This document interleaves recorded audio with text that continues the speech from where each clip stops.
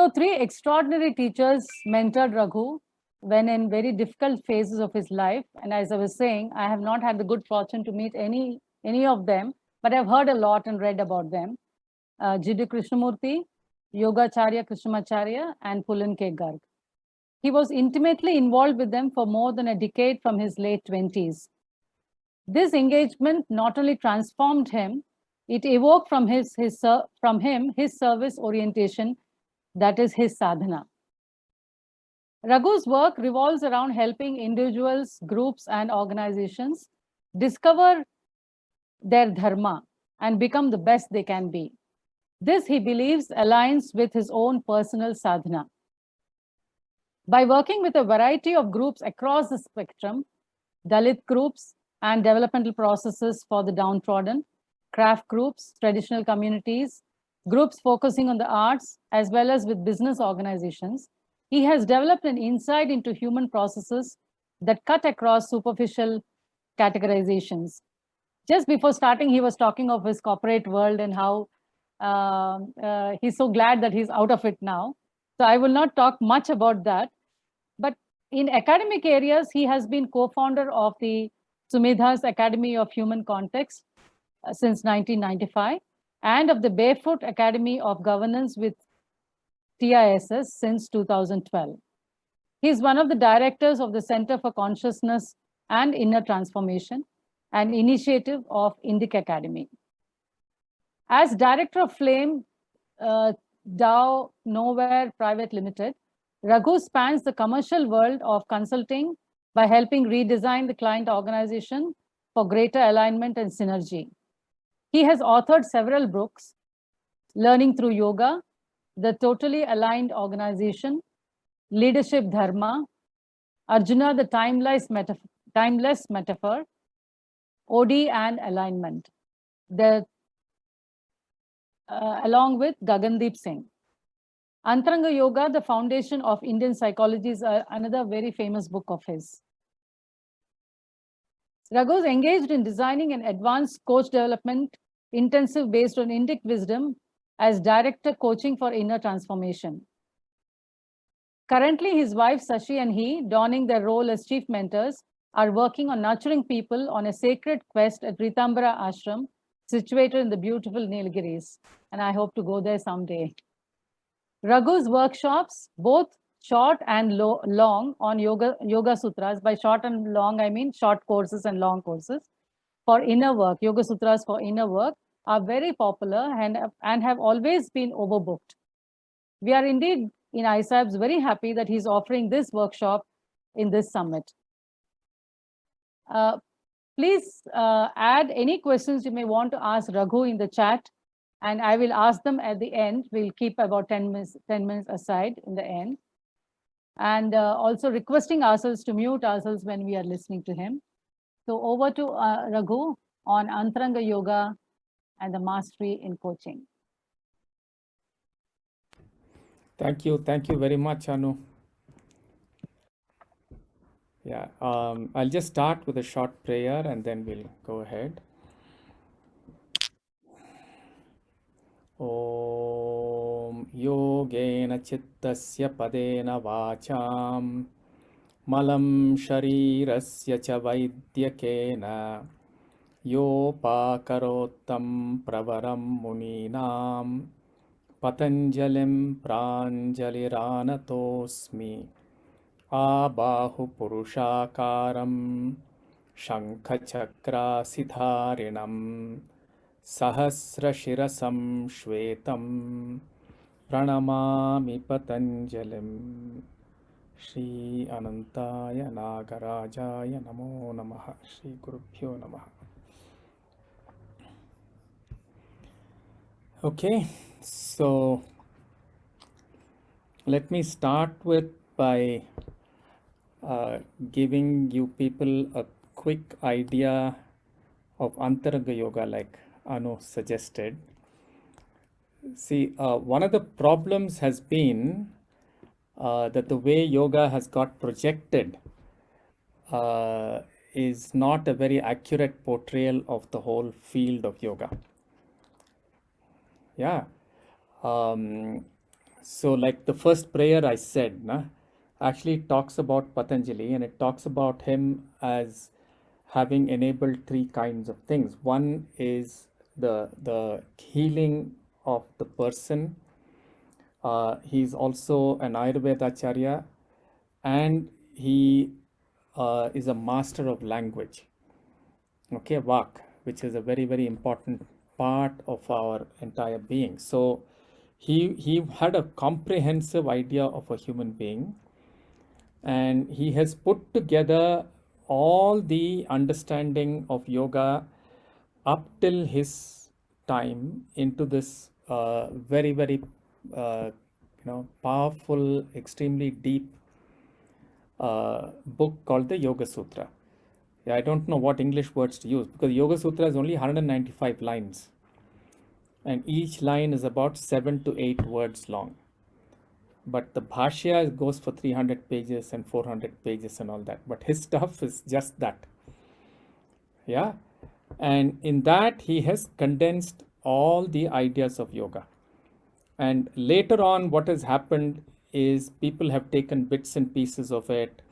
So nowadays, you have all kinds of little things calling itself yoga, some Hatha yoga and this yoga, Raja yoga, Bhakti yoga, all of this, which are all simply different facets of one single body of knowledge. Yeah.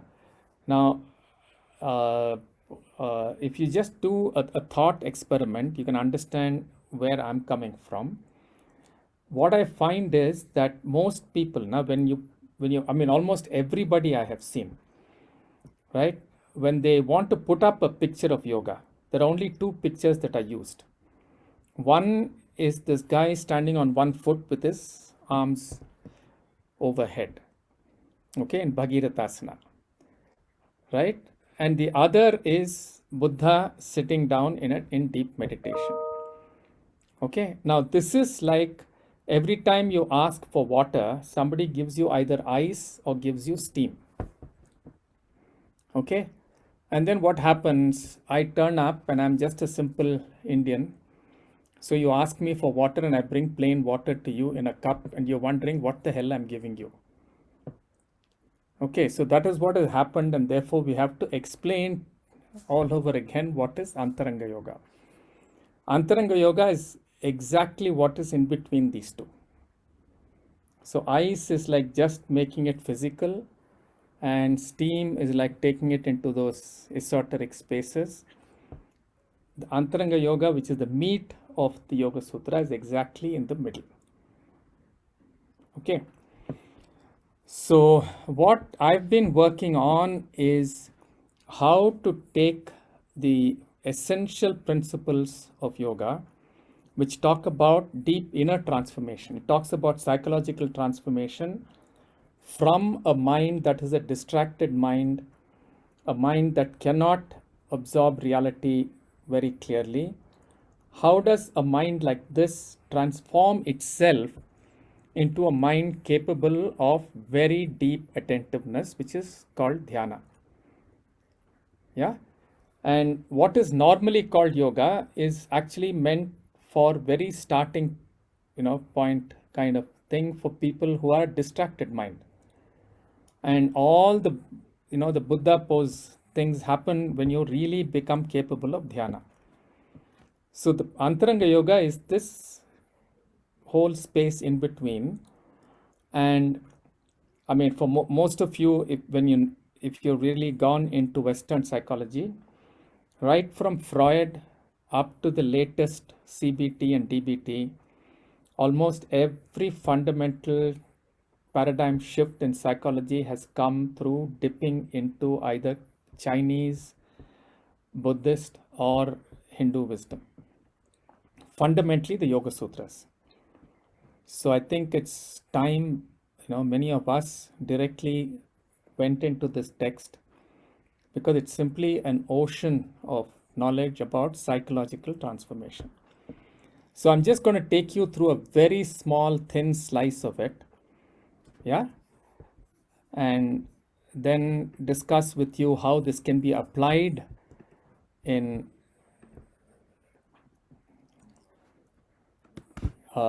coaching. Yeah, can all of you see the screen? Anu? Yes, Raghu. Yes, Raghu. Great. Yes, can see. Okay, so I've kind of taken some ideas from yoga, which I have called Pranamaya Mandala. I'll tell you what it is and we'll go into it in detail in a minute. But I'm going to take you through what this is very quickly. Some of you have been through it, so it won't be that new to you, but for many people it might be new. Yeah. So what I'd like you to do is to go through an experiential exercise with me to, and if you have space to move around where you're sitting, use that space to do this.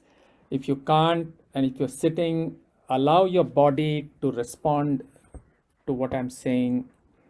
Yeah, and try to really get into this whole thing because this is the meat of what we're going to talk about. Yeah. If you people have a sheet of paper and pen with you, that's great. Yeah. It's 2030. So I'm going to talk you through a set of internal processes that happen within all human beings. And these are processes that happen when something called the rasa is triggered in you. Okay, there is no English equivalent for the word rasa. Okay, rasa is an extremely subtle inner movement of the psyche, and when this trigger happens, it then collects various forms of expression around it.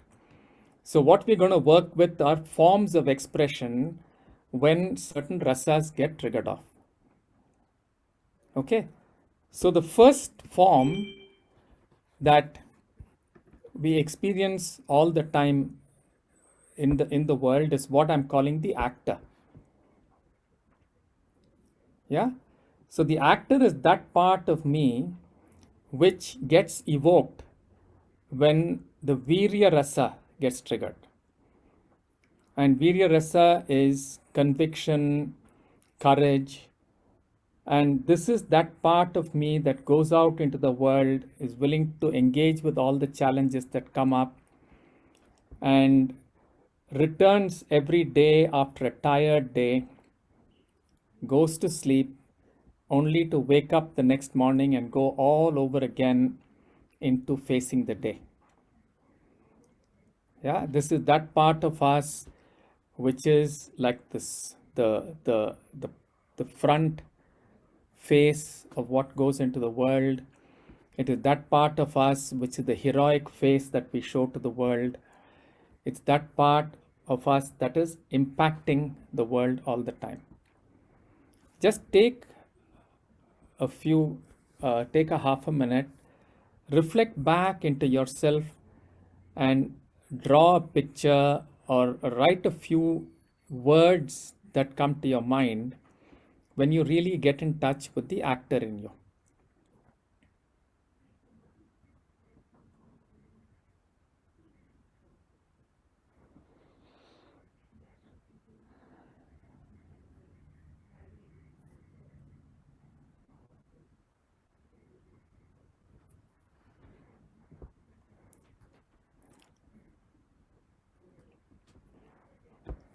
Yeah.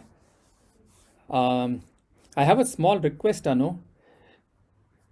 Can 3-4 people kind of be there to respond to me when I speak? This medium is a little weird, no? I'm just talking into this box. I don't have any responses. Yeah. So We have the option of unmuting. Yeah, I have given. yeah, just unmute a few people, and if you want to pin them or something so I can see them and they can nod their heads or, Okay. screw up their Yeah, nose if yeah. I'm saying something I don't like or whatever. So there's some human exchange at least through this box. Yeah. Actually, I Sure, have given unmute option for everyone, so they can do it, sir. They can speak Yeah. out. Yeah. And whoever is in a space with other noises, please stay muted. Yeah. yeah.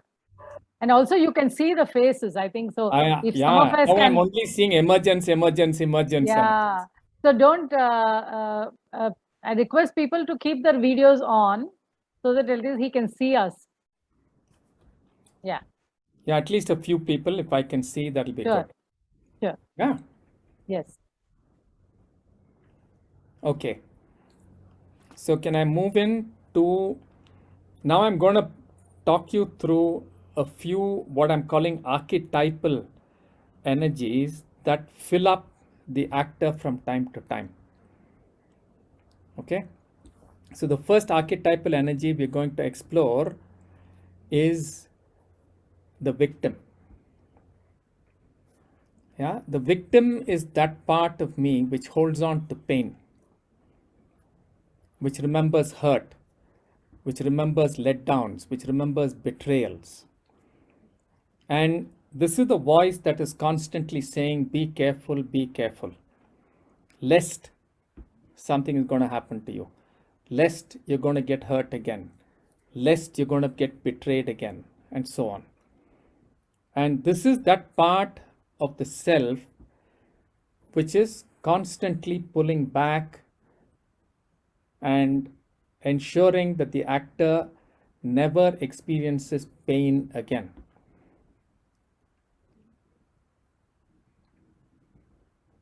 Yeah, it's full of hurt, it's full of warnings, it's full of hyper sensitivity to possible outcomes, and is constantly reminding one of past hurts. But it is also that part of me which, when it gets transformed, becomes the healer.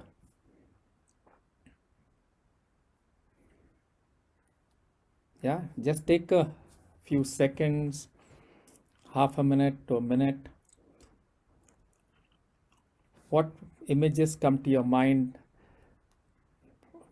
What key words come to your mind of your victim?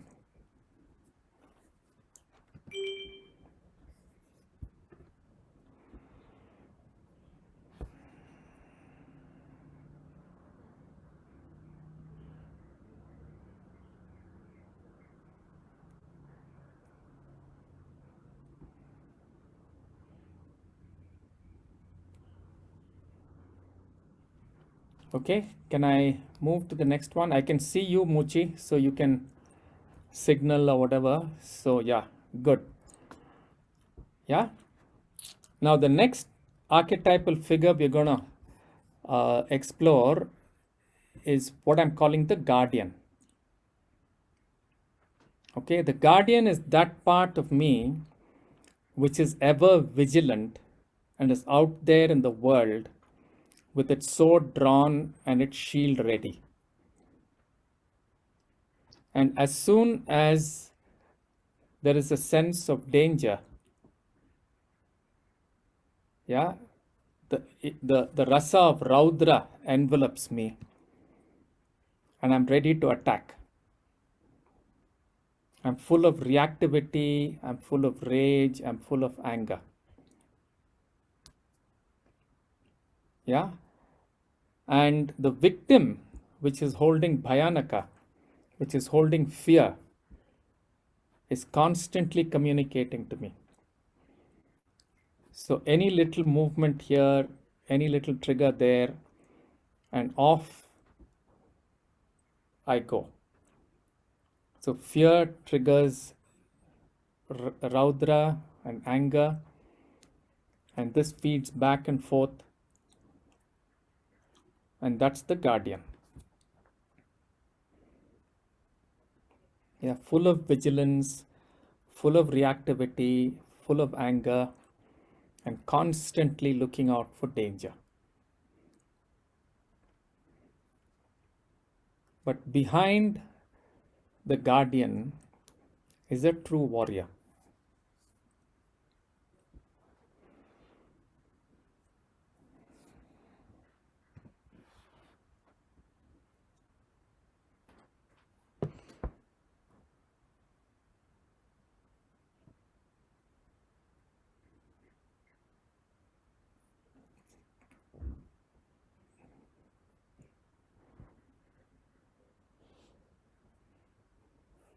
Yeah, can I move ahead?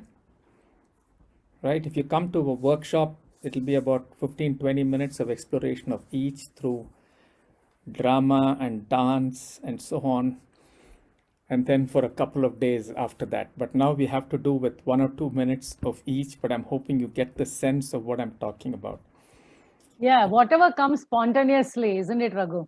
Yeah, whatever comes spontaneously, whatever Yes. bubbles up, you work with Yeah. it now. Yeah. Yeah, this is just a little small droplet of the taste. Yeah.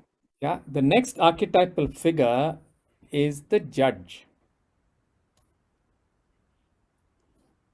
Okay, the judge is that part of me which is constantly on the lookout to make sure that the actor never does anything which society will decide is disreputable. Okay, the judge is sitting on feelings of condemnation, feelings of bhibhatsa. Okay, just screwing up its nose and looking around and saying, ah, that's not right, that's not right. And in the court, the judge has two helpers. One is the person who is constantly looking at the actor and saying, you are accused and you're guilty because. And the other looks at the actor, looks at the same evidence and goes on saying, you're not guilty because. And this cacophony keeps echoing in the mind. And this is the space of the actor, which is caught in the box of the accused and in the court of the judge.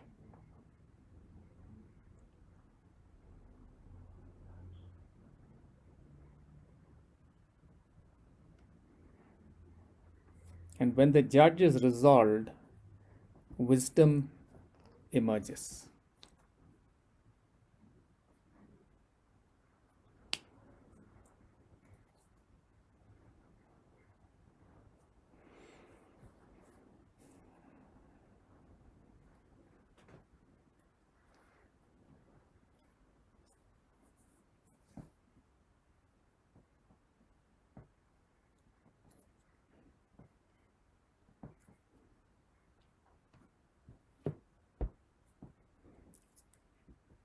Yeah, can I move on? I can't see you, Muchi. I can only see Manohar, Veda, Hemant, and Kripal on my screen right now. I'm here, Raghu. Okay. We can move. Yeah. Yeah. So then we go on to look at. Raghu, can I, Yeah. this is Mustafa, can I Yeah. just interrupt? If you shorten the slide that is showing on your screen and you go to the top right and click the view button and make it side by side gallery, you'll at least see 8, 9 of us. If you can shorten the slide space, it will allow you Let me better see. interactivity. I've done this. Spotlight everyone, hide self, rename. No, you go to the top right of the screen, not of your photograph. Yeah, it's there's In more. view. Breakout room, share. No, Raghu. Top नहीं यार, right. View. अच्छा, छोड़ दो, I'm not okay. getting anything, yeah, out Okay, here right fine. now. So ठीक है. yeah, let's not get into that. Okay. Yeah, I know that thing comes up, but I don't know why it didn't come up this time. So I don't know what to do. Yeah. So the next archetypal energy is the beckoner. Yeah, this is the guy who's getting completely fed up with the cacophony inside the actor's space and says, how can I escape from all this? Where can I go away to? And the rasa that triggers the beckoner is adbhutam. And like a butterfly, the beckoner goes to anything that is shiny, anything that is colorful, tastes a little bit of the honey, and before the taste can even go down the throat, runs off to the next one. Yeah. Unfortunately, I'm doing that to you guys just now. I'm giving you the beckoner. I'm taking you. I'm, I'm evoking the beckoner in you guys just now. Which is in some ways also what we are doing, the adbhuta that attracted us in the first place, Raghu. Yeah. So it's a good synergistic process. Yeah, Karim bhai. Yeah. But behind the beckoner, a true seeker awaits.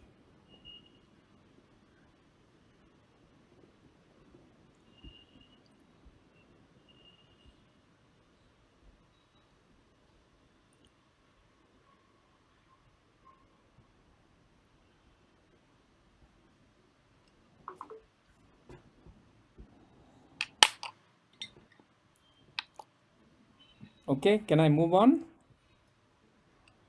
and show you the next shiny object? Yeah. Yeah. The next archetypal energy is the friend.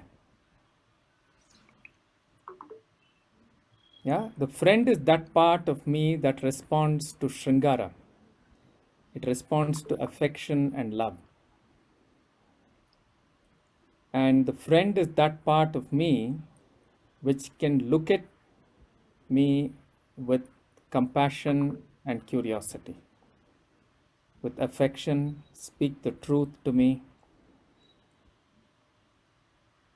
But in the cacophony of the victim, the guardian, the judge, and the beckoner, the friend usually goes to the side of the room and keeps quiet.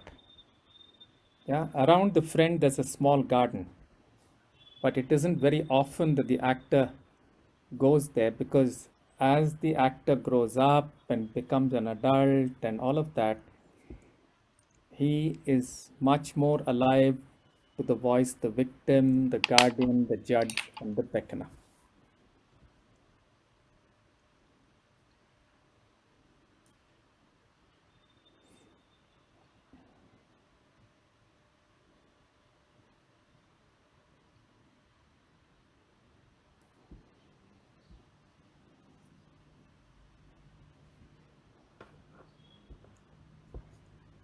Okay, have you had a little bit of a taste? What's Okay, behind the friend, Raghu, you said? the lover.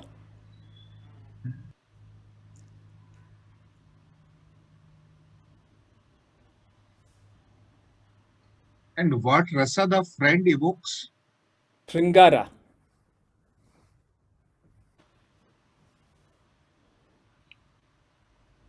Is it a evoking of that rasa, or because of the rasa this Because takes? of the rasa, this person arises inside you. We'll come back and discuss about rasa, Manohar. Keep this question alive. It's very important to understand what rasa means. Yeah. I'll move on. The lover evokes what rasa? Shringara evokes the rasa. That's Shringar friend. ras. Friend. Shringar ras, yeah. And the more common version of this is the friend.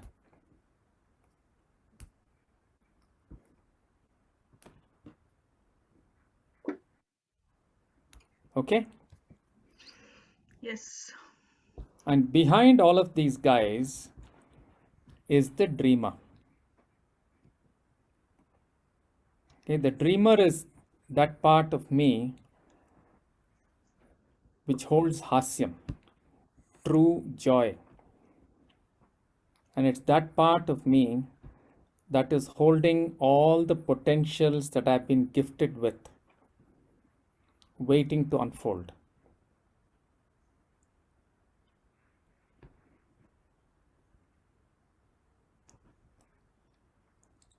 And when I was a child, there was no gap between the dreamer and the actor, which is why there was so much poetry and dance and laughter and joy in my life.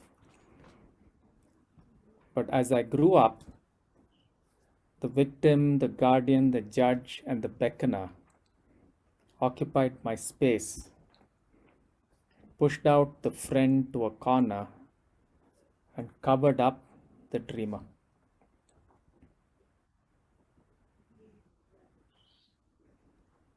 So are you saying as a child I was dreamer and The also dreamer and the very actor were the creative? same person. It was also very creative. And as I have started growing, my creativity is curbed by these No, I'm judge. not talking just about creativity, Kripal. I'm saying that there is a whole persona, the prototype of a whole being which holds all creative potential that gets buried. And all my talents get used in the way the victim determines it, or the guardian determines it, or the judge determines it. All of these are gender neutral. All of them, archetypes. all archetypes are gender neutral, Manohar.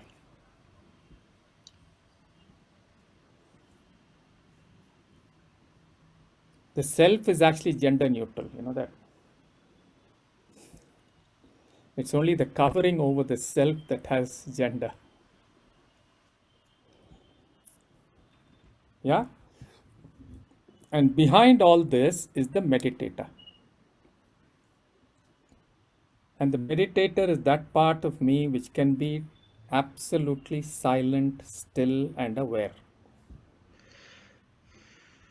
And it is that part of me which is constantly aware of every little movement that is happening in me, every little nuance, every slightest movement of thought. It sits there silent, still, and it waits.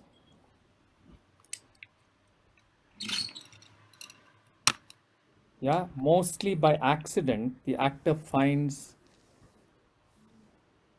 his way or her way to the meditator, and then the heroic potentials start to show their form. But most of the time, unfortunately, the meeting between the meditator and the actor happens by accident.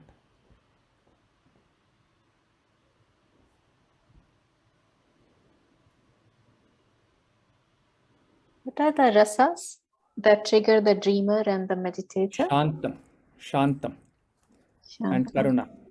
Shantam and Karuna. And what about dreamer? I said no, Hasyam. Hasyam. Thank you. Yeah, but don't go by the traditional meanings. Huh?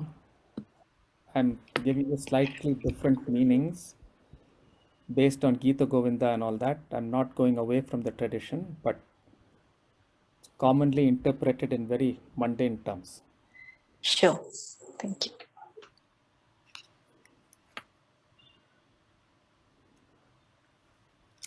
Okay, so just stay with this. So what kind of accident enables this to happen? I didn't get you, Rashmi. What kind of an accident enables this meeting to happen between the actor and the meditator? Usually despair, when you give up on everything and you stop going to doctors and you stop going to coaches and counselors and sit down and say, this might be the end of the life, the end of my world. Because you've given up, the meditator has space. It's Beautiful. Yeah. Otherwise, Rashmi, you learn Antaranga Yoga and you know how to enable space within. And you go to Raghu's workshop after workshop. No, not after workshop. After workshop means you haven't got it, no? So, Yeah, it's very interesting, Raghu. Sunita spoke about the 0 point a short while ago, and what you're speaking of in some ways is connected to where she was in that space where she spoke of absolute despair, and then bouncing back from there. So very interesting connect. so here what happens, Hemant, is when you don't give in to the despair, then the meditator shows up. Yeah, the despair is what keeps the victim and the guardian and the judge full volume. right? When they are in full volume, you cannot listen to the friend, you cannot listen to the meditator, and your dreams are all shut off. Yeah, and you often think that the next flashy beckoner thing is the real answer. Raghu, Yeah. why does it take an accident for an actor to meet the meditator?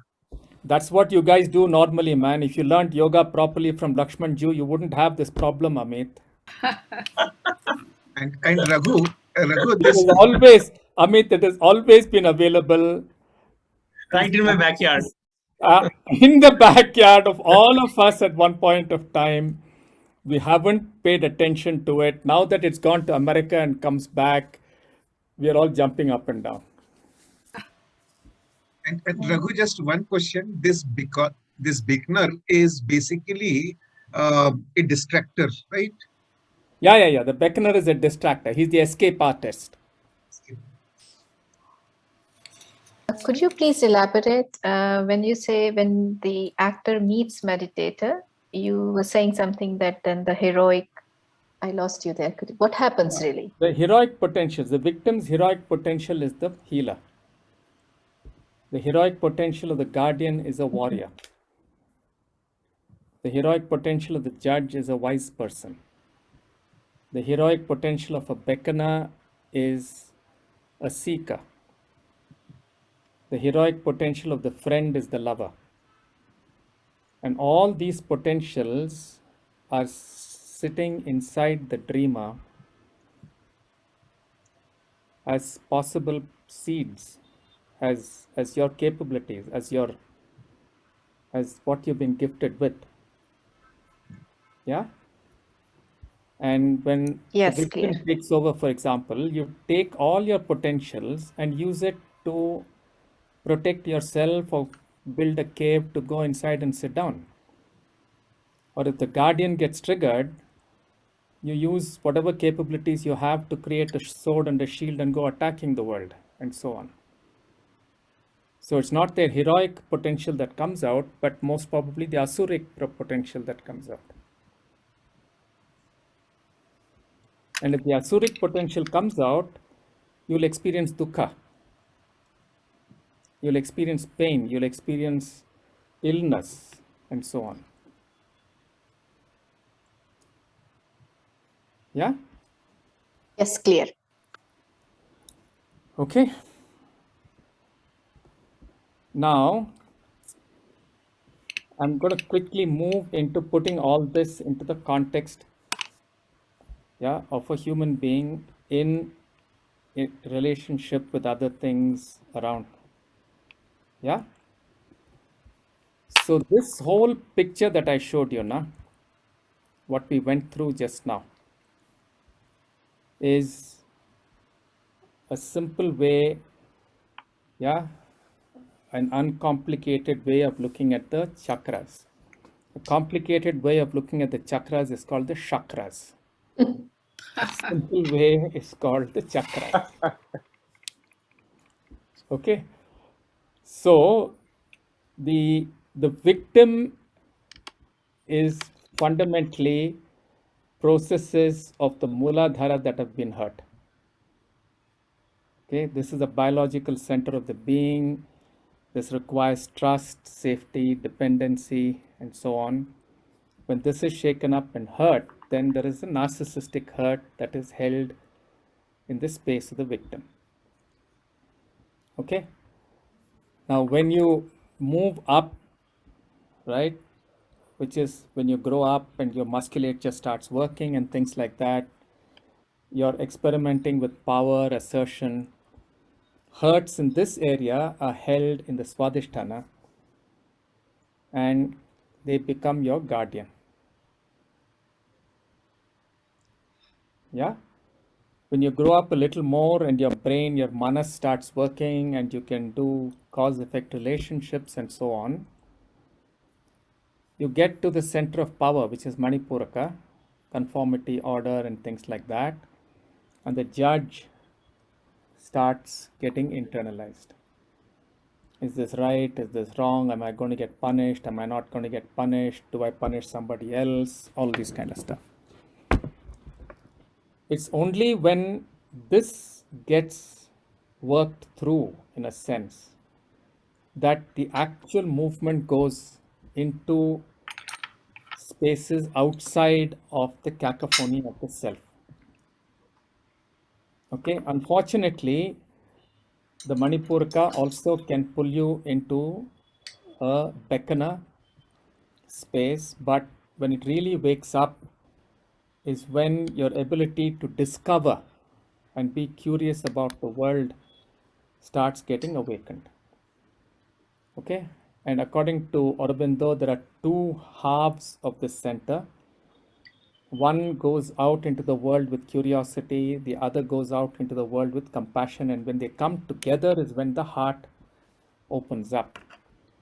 Yeah, which is why there is so much of science without compassion. It's 21 Yeah, hours. and so on.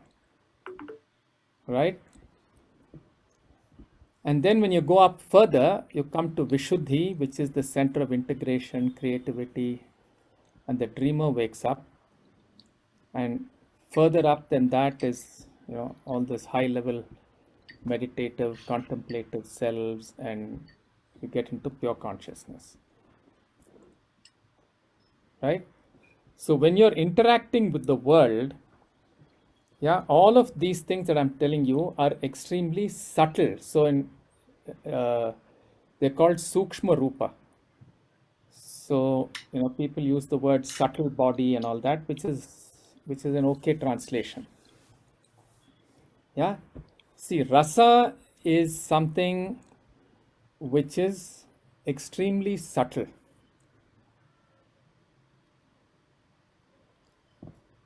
Okay.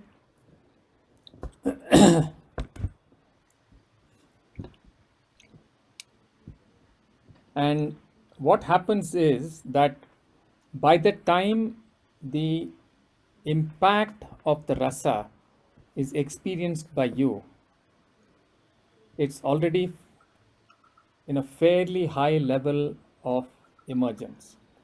So we don't actually experience the rasa in us. We don't experience how the various, prakriti is the Sanskrit word. So there's a prakriti that gets created around the Muladhara. There's a whole prakriti of me that gets triggered when the Swadhisthana comes alive. So these are not just emotions or this or that. These are whole types of being, types of me in the world. Whole body, mind, feeling, thought, action, complexes in the mind. And by the time I'm conscious, the triggers have happened and I'm already acting. And then I can recognize what is happening to me. Okay.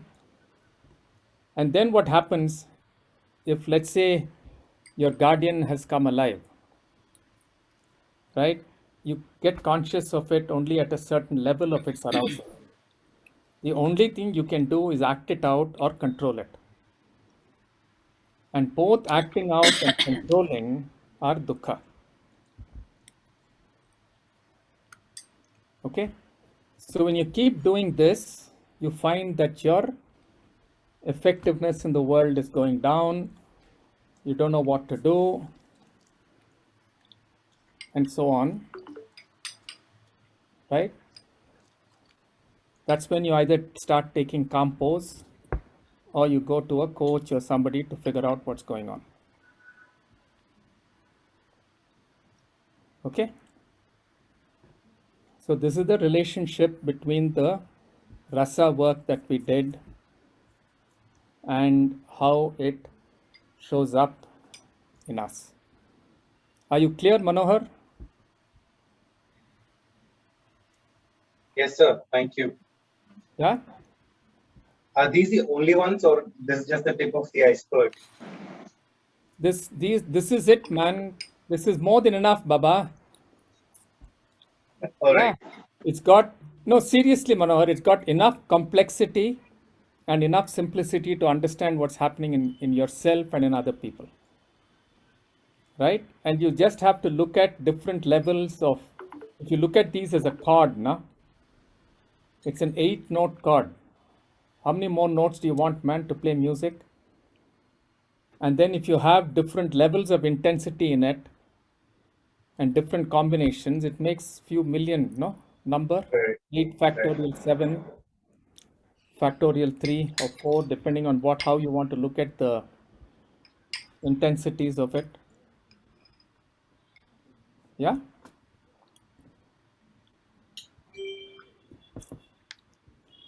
Raghu, I was just wondering that, in each of the chakras, we have one archetype, but in Anahat, we have two.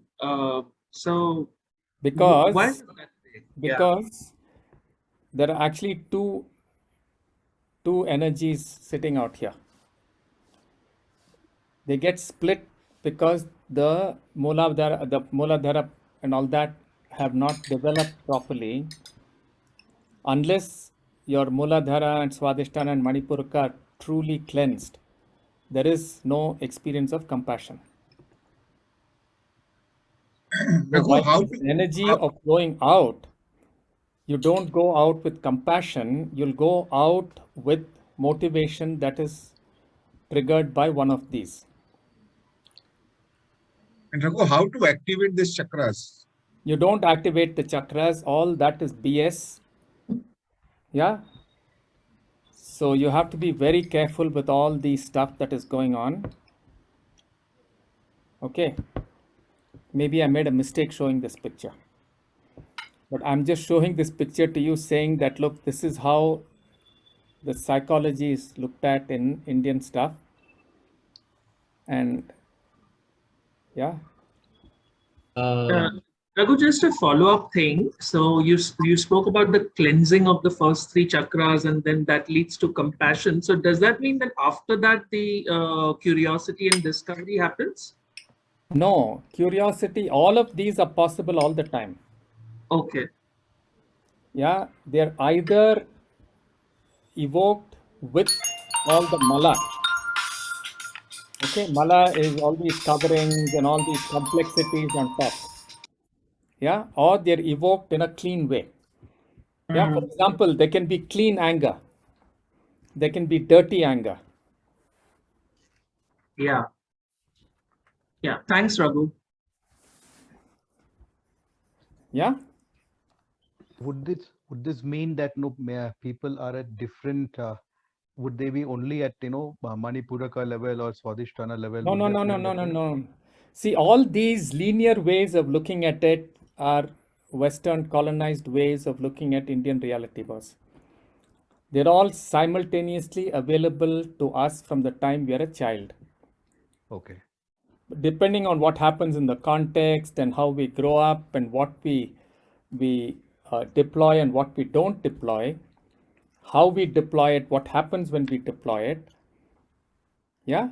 Okay. Some of them remain more or less unhurt. Some of them are hurt. Some of them get distorted and so on. Thank you. Okay. It's like a piano. Mm-hmm. All the notes can either be really well tuned or some notes can be all screwed up. Yeah. Sharp, too flat, some of them are dead, and so on. Right? Okay. Most of us have pianos which are not properly tuned. So when we try to play music, yeah, the beautiful sound comes only out of 1 or 2 notes. The rest of the notes are all screwed up. But all our actions has some combination of all of them. Okay. Yeah, this is not this linear stuff.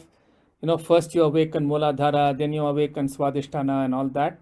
That is not the way to look at it. No pyramid structure here. My question was also, will this mean that certain people at various stages of life, would they be only achieving a Vishuddhi level or a Anahata level? Would they not be able to achieve beyond, because you told I didn't get your question, Sudeep. My question You have to speak a little louder. I'm not able to hear you properly. remove my earphones.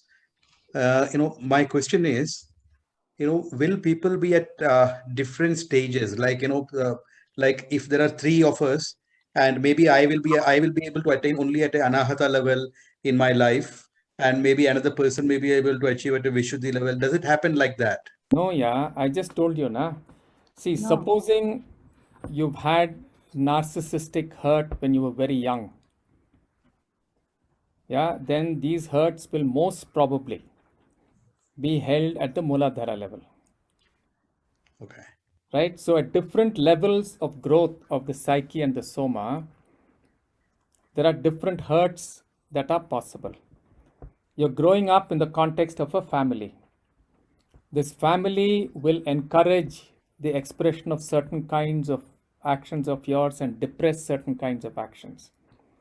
All of these have an impact on your subtle body. Right? Yeah. So all these hurts in your subtle body have to be cleansed, have to be healed. I get that. Right? So the healing of each of these is equal to having a well-tuned note on your piano. Yeah. The first three are very critical because that is where most of the hurt happens long before you become conscious of things and you start being able to act on yourself. Okay. So the hurts in the first three level often become the foundation of what you call yourself. Okay. That doesn't mean any of the other potentials are not available to you, nothing like that. Nor does it mean you have to go linearly. I get that. Thank you so much. Yeah. So, Raghu, it's 9:10 now. So we Okay. have about 20 minutes more, and I see more Let and me more go people quickly. more and more people are putting up their hands for Putting up the questions. hand. So we'll not Yeah. take questions now. I'll go to the next Okay. step and then, Sure, please. Yes. yeah. Thank you. Okay. Yeah. Right. Now we are coming to the coaching part of it now because we're supposed to make these correlations, right? So what I'm talking about is there are 7 types of conversations that we have with people which reflect these 7 possible ways of engaging with the world. Okay.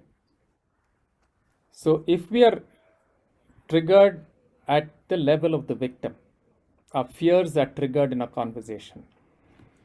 The conversation becomes what I'm calling the cactus conversation. I'm trying to protect myself. I have, prickly things outside, suspicious, avoiding hurt. Yeah. When the guardian gets triggered, I enter competitive conversations. Yeah, mine is bigger than yours type of conversations. Yeah. When the judge gets triggered in us, we get into coercive conversations. We want to put people into boxes, fix things, make sure everything is predictive and predictable and stays within the shoulds and musts. Okay? When the beckoner gets triggered, you get into intellectual, cognitive conversations and take flights. Yeah? Coaching starts when I'm really, really capable of responding from the friend and from Shringara. And this is not that easy. Okay? And when you can start listening from this space is when all the stuff that is talked about, which I don't have time to take pot shots at, non-judgmental, this, that, and the other, happen. And this non-judgmental itself is a very funny thing. Okay, if you came into the yogic thing, it would talk about discrimination and lack of discrimination. Okay. And then when you're able to go a little more subtle and little more healed within Yeah, the friend and the meditator come alive, and you're capable of deep dialogue and creative conversations.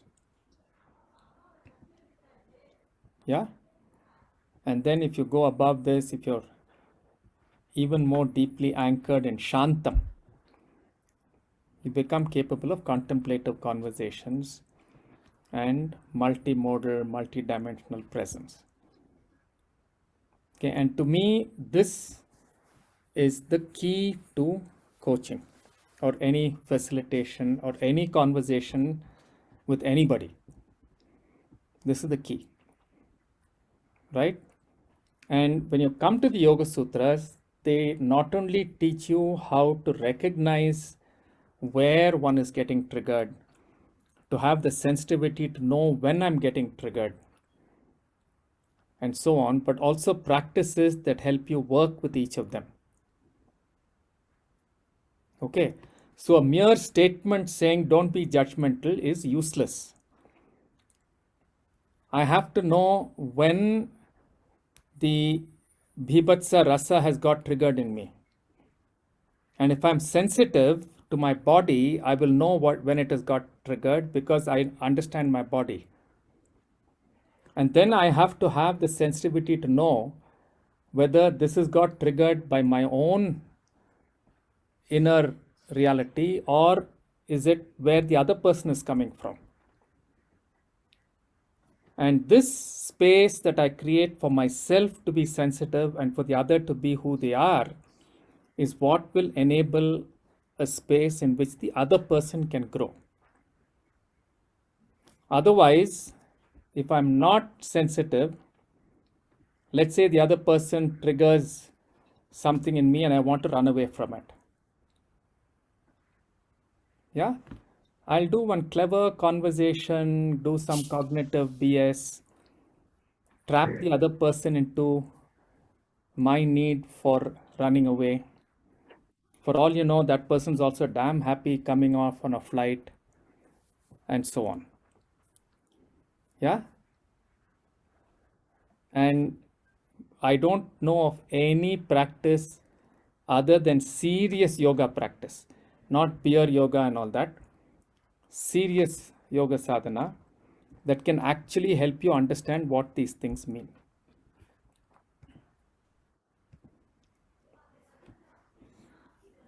Okay. And I also believe that unless more and more and more of us understand how to create our story, there is not going to be the earth left for a very long time to have any story in any case. So we are at a point where it is urgent for many people to discover these things. The problem is also that when you come to these kinds of times, the likelihood of people going into victim cactus conversations and guardian type competitive conversations is very high. Because the context creates fear, all kinds of things happen. Yeah, so that is a brief window into what I'm working on. Yeah, should we open it to questions now, Anu? Yes, yes, Raghu. You can stop share. Yeah, we have about 12 minutes more, so we can take short. Keep the questions short and don't. Can we have a copy of some write-up? Yeah. Anu, can we? Yes, yes. I'll check it out. I'll check it out, Kirpal. I'll check it out with Raghu and. It's a very Yes, meaningful. Rajan. Yeah, I have a small question to Raghu. Wonderful. Yes, listening Rajan. to him. Yeah, you have pointed out the kind of importance of doing serious yoga to really make use of these insights which you have shared. Yeah. Rather than looking at them linearly or superficially. So tell me, what is this deep engagement with yoga? What does it mean? How does it come about? Oh, Rajan, it's a small question, but it requires a lifetime of an answer, Rajan. Yeah. See, I'll give you a quick answer. Yeah. Yeah. The first step is to recognize that I'm in dukkha. Yeah, and that is not a trivial statement. Yeah. The second step is to realize that I create my dukkha. Now, when these two steps are taken seriously, right, then you start examining yourself and saying what actions of mine are creating dukkha, because that's the most obvious, no? That's the most accessible to you. Yeah. And this examination has already set you on the journey of yoga. And once you get triggered into this and take this seriously, there is no end to it. Because every moment of your life, every engagement is a possible learning engagement. It's a possible mirror for you to look at yourself. But you also need to look at other things. You need to look at food. If you don't understand the relationship between food and prakriti. See, the problem is that, yoga looks at the whole prakriti. It doesn't look at body, mind separate, no? So if you don't know your relationship with food, you're likely to make your body very dense and you can't be sensitive to reality. Yeah. What are you senses engaging with? Are they being fed properly? Are they healthy or not? So you'll then start examining every one of these things and saying, where am I creating my dukkha from? And then there are fairly deep reflective practices and so on that can then enable deep cleansing. Okay, thank you, Raghu. I'm sure others have questions. Sir, I got a question from Bhanu Kumar. So he wants you to explain on judgmental, once again on judgmental. See, yeah, the human brain and body and psyche has been built for millions of years to be sensitive and to understand and to discriminate between something that is going to be healthy and, in a sense, good for me and something that is not healthy and not good for me. This is called a discriminating ability. Yeah. Judging is when I use frames of good and bad and things like that and plonk it on people. There's a huge confusion going on when I hear people talking about non-judgmental, between your ability to discriminate and your tendency to project frameworks of shoulds and musts onto the world. You project shoulds and musts onto the world because you're fundamentally afraid of encountering the world as it is. And you'd like to control the way the world comes and interacts with you. Yeah? Unfortunately, you can't control the world. The world will be what it wants to be. So you condemn it in your mind and you say this is bad, that is good, and you do all these kind of funny tricks. That's okay if you're doing it just by yourself. But if you're sitting there as a coach or a facilitator and you're not aware of how you are not in Shantam, you'll be pretending to be non-judgmental and doing all kinds of funny things. Hi, Raghu. Thank you. One second, please. One second, Uma. Gurinder had put his hand for a long time. Yeah. Gurinder, please. Yes. Sorry, Uma. After Gurinder. Gurinder, go ahead, please. I don't have any question actually. I want to share something because I could see this happening every moment. Like something, I could sense my energy of like impatience. I was angry also, and I can see that the actor, the victim, the guardian, the judge playing in me in a single moment. So this is all happening. I'm all this seven. Whatever I'm doing, it's happening in this moment. In this moment, everything. No, Gurinder, if you look at it carefully now, one or the other will be dominating Yes. in different points of time. I have the potential to be all of this, but one or the other will be dominating. Okay. There is a difference between the warrior and the guardian. Okay. The warrior is somebody who's using anger in a way that is filled with wisdom and compassion and so on. There are things in the world that need to be fought, and there are things in the world that need to be chopped down. Am I doing it from hate? Am I doing it from wisdom? Am I doing it from insight or not? Is a question that is very, very critical to be answered. Right? So when I start becoming sensitive to what is getting triggered in me, I can start working with myself to remove these kinds of debris that come on top of these feelings and recover pure feeling. Yes. Yeah. Yes, even this sharing of mine could have been very beautiful, but I think some of the things overpowering, and that has not come where it should have been. Possible. Thank you. Yeah, Uma. Thank you. Uma? Yeah. Yeah. This is amazing framework, and I can only imagine the depth to which one can explore this. Raghu, any resource you can point us to one can read and understand more? I don't think much of this can be understood by reading, Uma. Yeah. So I can point out, there are lots of translations of Yoga Sutra and whatever. Much of what I'm saying is there in the Bhagavad Gita.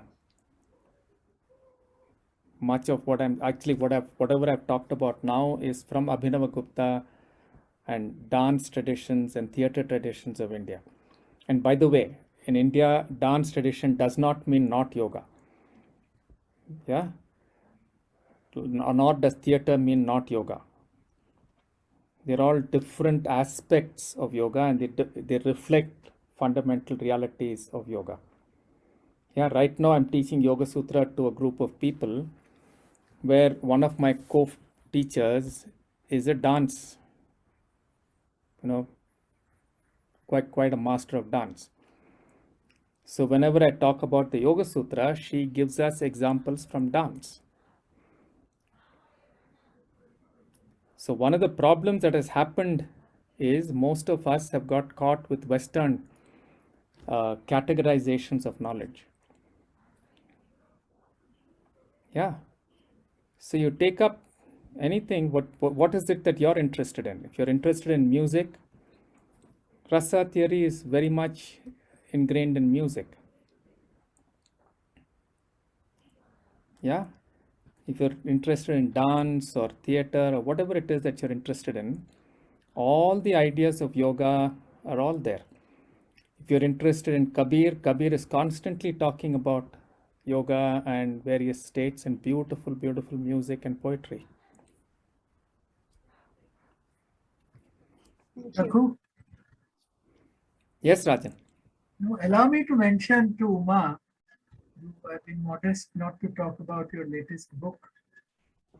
I believe you have tried to put it down, the Antaranga Yoga. Yeah, I've written a book recently called Antaranga Yoga. Okay. Yeah. Sure. Thank you, Rajan. Yeah, that's what I was asking. Thank you. Okay, Rahul. Just have 2 minutes more. Rahul?